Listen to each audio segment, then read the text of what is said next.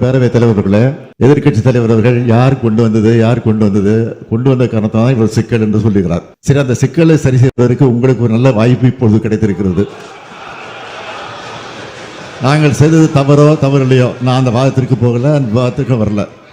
இப்ப இருக்கக்கூடிய நீட்டை ரத்து செய்தால்தான் நாங்கள் கூட்டணியில் இருப்போம், இல்லை என்றால் கூட்டணி விட்டு விலகுவோம் என்று சொல்வதற்கு உங்களுக்கு தகுதி இருக்கிறதா? அதான் கேள்வி. கொண்டு வரலாம், அரசு கொண்டு வருவதற்கு எல்லா வித தகுதியும் உண்டு. அந்த சட்டத்தை கொண்டு வருவதற்கு அரசுக்கு வாய்ப்பு உண்டு. அதை நீங்க வலியுறுத்துவதற்கு தயாரா? அதுதான் என்னுடைய கேள்வி. முதலமைச்சர் சொல்லிட்டு கேட்டுட்டார்.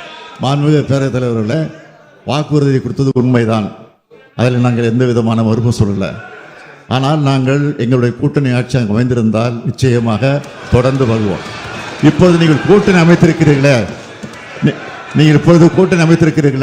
இந்த கண்டிஷனை போட்டு அந்த கூட்டணியை தொடர்வதற்கு உங்களுக்கு அருகதை இருக்கிறதா என்றுதான் கேள்வி.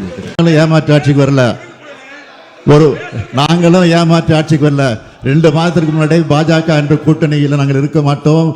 2026 மட்டும் இல்ல, 2031 கூட நாங்கள் இருக்க மாட்டோம் என்று சொல்லிவிட்டு இப்போது கூட்டணி சேர்ந்திருக்கிறீர்களே, யாரை ஏமாற்றுவது நாடகம்? அதை சொல்லுங்க.